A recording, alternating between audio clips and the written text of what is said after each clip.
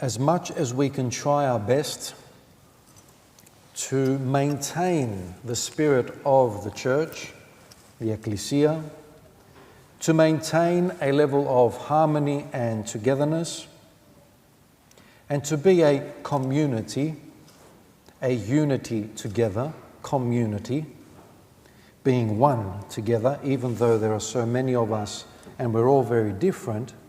Community suggests that we can manage to work together as one. Despite the ideal that that's what we should be trying to achieve, even from the earliest days of the Christian church, that could be often challenged. Why? Because people are people, and we humans behave in a certain way.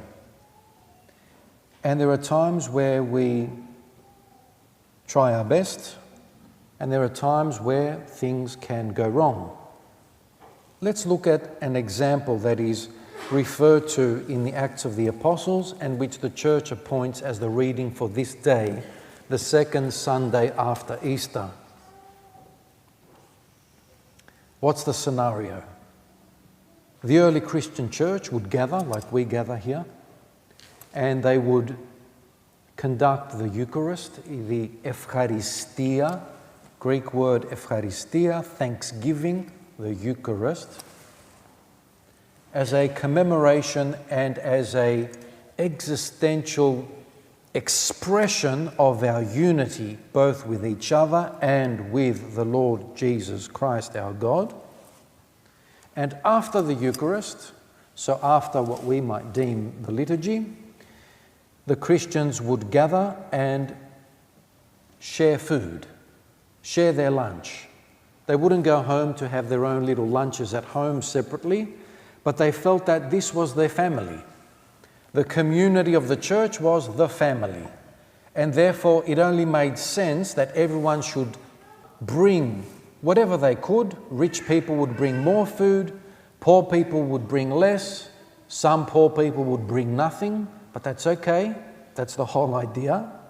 And they would share the food and have that lunch together.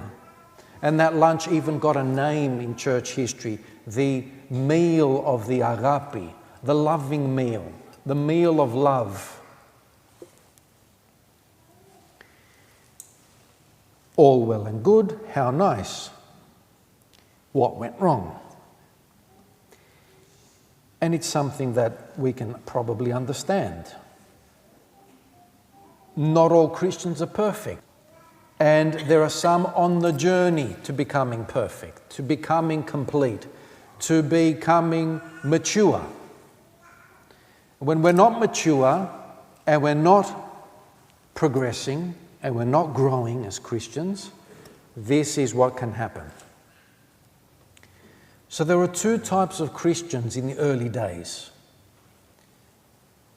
Jews who became Christians and non-Jews who became Christians. Within the Jewish group, there were those who grew up in Judea, Jerusalem and the surrounding land, Judea, and they were Jewish proper, as in they spoke, well, they didn't speak Hebrew anymore. By that stage in history, they were speaking Aramaic, which is another Semitic dialect. And Hebrew was reserved for the scriptures. So the scriptures were read in Hebrew, but their daily speech was another dialect, different from the Hebrew, slightly different. They're all Semitic languages or dialects, they're all similar. Jesus, we know, spoke Aramaic. And when the New Testament speaks about something being said in Hebrew, if you knew dialects and you were a linguist, you would read what is purported to be Hebrew and you'd say, that's not Hebrew, that's Aramaic. One example is that when Jesus was on the cross, the New Testament says, and Jesus then said, Eli, Eli, lama sabachthani. And the New Testament says, which in Hebrew means this. But that was actually Aramaic. And so when the writer of the gospel, who is writing for a Greek audience, of a Greek influence himself, he couldn't tell the difference between Hebrew and Aramaic and confuses the two, although it's like saying Greek and Cypriot or Greek and Pontian. Then there was this small group of Jews who were known as Hellenists, Hellenistes. They were Jews who were not born in Judea. They were born in Greek-speaking cities or lands, like Alexandria of Egypt, like the many colonies, Greek cities along the Syrian and Palestinian coasts, cities like Tripoli. There isn't just a Tripoli in Greece, there's a Tripoli in Palestine as well. And those of you who are of Lebanese background among us would understand that it's a city in Palestine, nowadays in Lebanon, but it's a Greek name for the city, Tripoli. And these Jews did not speak either Hebrew or Aramaic. They spoke Greek. They grew up in Greek cities where Greek culture was prevalent. Everything they did in those cities was Greek. There was theatre, there was sport, there was gymnasiums, there was art, everything that was characteristic of ancient Greek culture post-Alexander the Great. Whoever lived there, whether they were Greek, Jewish, Syrian, Egyptian, Persian, whatever they were, they became Greek-speaking and Greek-influenced in their culture. These were the Hellenists. So Hellenes are Greeks from mainland Greece. Hellenists are non-Greeks who were Hellenized, becoming Greek. It's like me speaking English to you today. I'm of Greek background, but the common language of this land is English. That's how it worked back then as well, Greek being the case back then. So two groups in Jerusalem, the Aramaic Jewish group of Christians and the Hellenized Jews who became Christians. They come to lunch. Rich Christians bring food. And there are poor people there who don't bring that much food. That's fine. What made you poor in those days? An illness. If you were disabled, if you were blind, you're definitely poor. There was no welfare, there was no support. You were begging on the streets. If you had a family, they might have supported you. If you didn't have a family, you're on the streets. Widows and orphans. Invariably, widows and orphans, if a husband passed away, they were going to be destitute. They couldn't work because they had to look after their children. If they were going to go work, they had to leave their children. There was no welfare, as I said. Widows were on the edge of impoverishment. And so, a number of the Hellenist Christians approached the apostles with a complaint, a problem. They're saying that with all the food that gathers in the common lunch, the Jewish background Christians were not giving food to the Hellenist widows, or they were ignoring them, or they were not giving them as much as the others. They weren't showing as much care or love for the foreigners. Interesting how they weren't really foreigners because they were Jews as well. They just happened to be a different type of Jew. But that was a problem.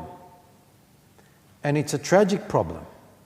It happened back then, it's happened through the history of the church, and it happens in our day and age as well. I'm not talking about the Jews now, I'm talking about ourselves, the Greek Orthodox Christians. And when we read such passages, we should be opening our eyes, that our church should not be just for the Greeks. What is the definition of Greek? What happens when there are people among us who are part Greek? Why are they outsiders? It shouldn't be like that. They should be one and the same as the rest of us. Let me breathe. At least a quarter of you today here are not pure Greek. I can see it right here now. 25% of you. Either you are of part heritage, part Greek heritage, part something else heritage. Some of you are not even Greek at all, and you're here, and I commend you for being here, and I'm happy that you are here, and I encourage you to keep coming here.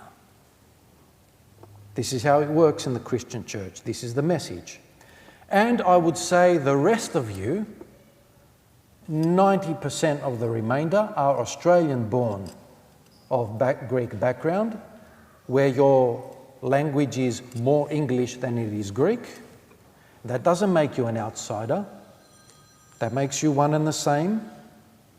We're all one and the same here in the eyes of God. And a small minority, also an important minority, let me not be misunderstood, of Greek background people born in Greece with the dominant language in their life being Greek. That is good.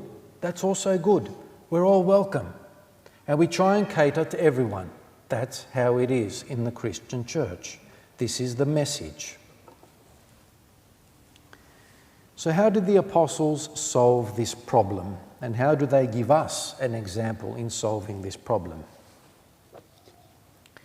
The first thing they do is this. They distinguish between two parts of the mission of the church.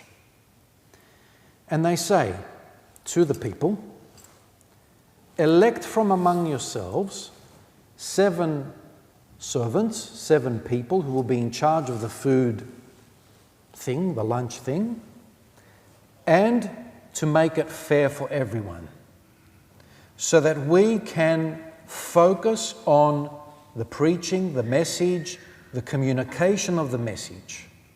They knew that if they were going to stop explaining, talking, sharing, and that they were going to start serving tables, that the whole thing would collapse. Why? Because it is the message, the communication, the conveyance, the essence of the gospel of Jesus Christ that brings about the charity in the first place. You remove the inspiration, remove the message, remove the understanding from the mission of the church, no charity will happen, no serving of tables will happen, all that will fall apart. This gives birth to this. The message comes first, and then the action comes second. You need to inspire someone to be giving and to be charitable in the first place. And that way it all comes together.